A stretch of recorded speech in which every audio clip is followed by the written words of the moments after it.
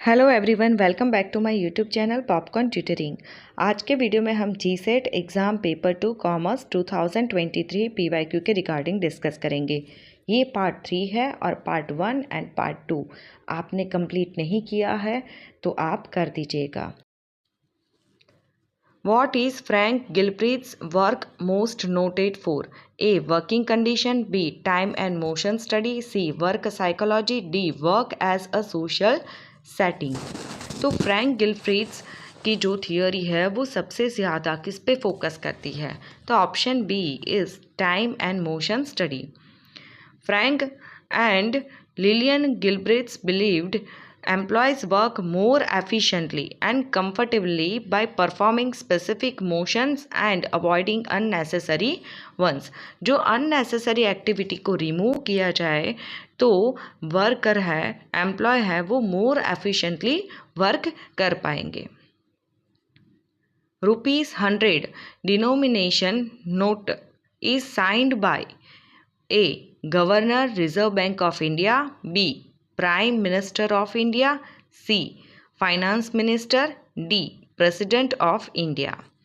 Correct answer is governor reserve bank of India. जो 100 rupees की note है वो साइन कर रहे हैं governor reserve bank of India.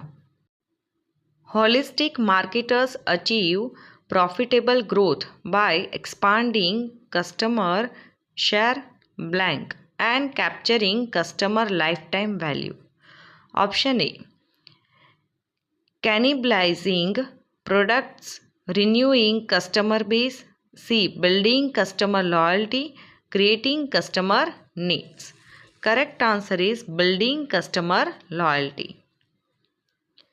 Holistic marketers achieve profitable growth by expanding customer shares. Customer का shares है उसे एक्सपैंड करेंगे, building customer loyalty and capturing customer lifetime value.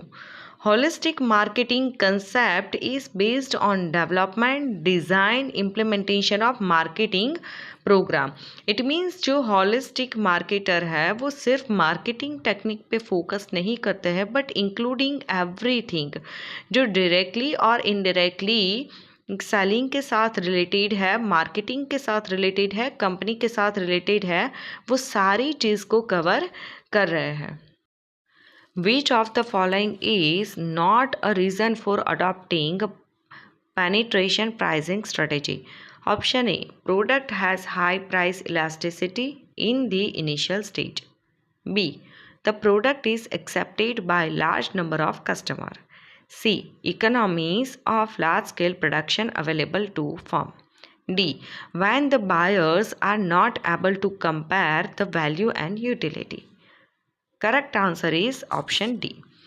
Pricing penetration pricing strategy means कि जब भी कोई न्यू प्रोडक्ट इंट्रोड्यूस करते हैं तो पहले उसकी प्राइस है वो लो रखेंगे और जैसे ही कस्टमर वो प्रोडक्ट के लिए यूज टू हो जाएंगे देन वो प्रोडक्ट की प्राइस हम इंक्रीज़ कर देंगे। जैसे कि बेस्ट एग्जांपल है जियो, स्टार्टिंग में फ्री दिया, लो प्राइस पे दिया and then increase the price जैसे ही कस्टमर यूज टू हो गए। तो ऐसा कौन सा रीज़न है कि जिसकी वजह से हम पेनिट्रेशन प्राइसिंग स्ट्रेटेजी अडॉप्ट नहीं कर रहे हैं? तो first one is a product ऐसा high price elasticity. High price elasticity it means कि जब भी प्राइस इंक्रीज होगी तो डिमांड सडनली फॉल हो जाएंगी, स्पीडी वे से फॉल हो जाएंगी। तो ये भी रीज़न नहीं है। Then the product is accepted by large number of customers. तो पेनिट्रेशन प्राइसिंग स्ट्रेटेजी हम इसीलिए यूज़ करें कि लो प्राइस होगी तो लार्ज जो कस्टमर है वो उसे अडॉप्ट करेंगे। And economic of scale of production available to firm. जैसे ही डिमांड इंक्रीज होगी तो प्रोडक्शन इंक्रीज होगा और प्रोडक्शन इंक्रीज होगा तो कॉस्ट पर यूनिट भी रिड्यूस होगी, तो उसे बोलेंगे इकोनॉमी ऑफ लार्ज स्केल। तो डिमांड लो प्राइस है तो डिमांड इंक्रीज होगी एंड उसकी वजह से इकोनॉमिक ऑफ लार्ज स्केल का बेनिफिट भी मिलेगा। Then option D, when the buyers are not able to compare the value and utility। यहाँ पे जो भी buyers है वो value और utility means satisfactions उसे compare नहीं कर सकते, तो ऐसा कोई भी reason नहीं है। A patent is granted for A. Frivolous invention. B. Formation of an abstract theory. C. An useful invention with novelty. D. A discovery of new form of a known substance. Option C is correct answer. Frivolous invention, it means not useful invention. B. Formation of an abstract theory. Pattern में theory पे focus किया नहीं जाता है, वो theory का formation नहीं है.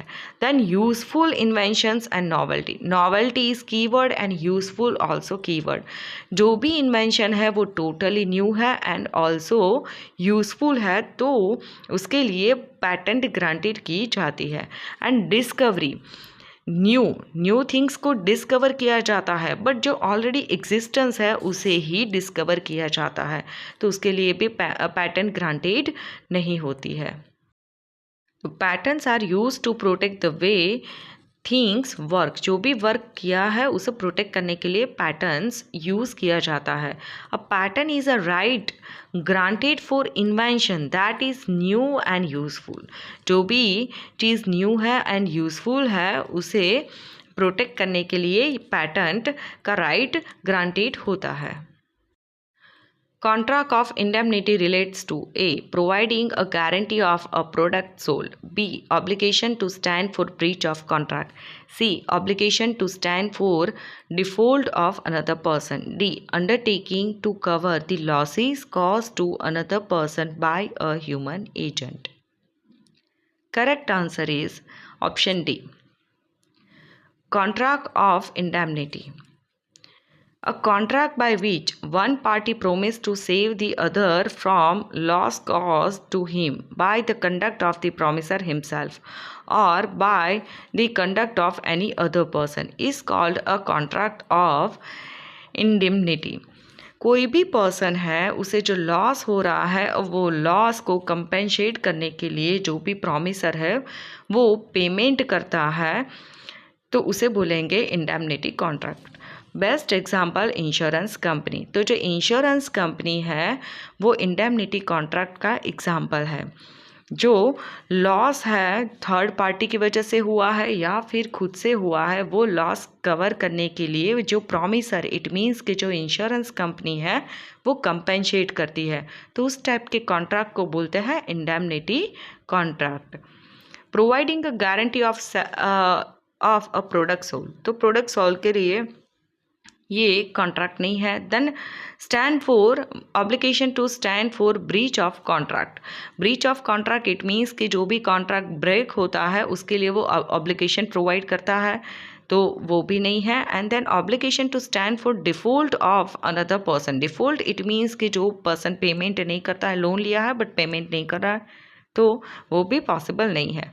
Then undertaking to cover the losses caused to another person by human agent. तो losses cover करने के लिए जो भी contract होता है उसे बोलते हैं indemnity.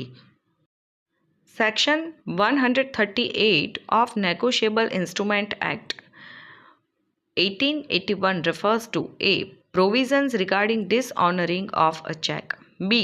Issue of currency notes. C. Issue of coins. D. Issue of letter of credit. Correct answer is option A. Provision regarding dishonouring of a cheque. Dishonouring वो लीगल वर्ड है. जो चेक बाउंस होता है या फिर return होता है उसके जो प्रोविज़न है वो ये सेक्शन में दी गई है, सेक्शन 138.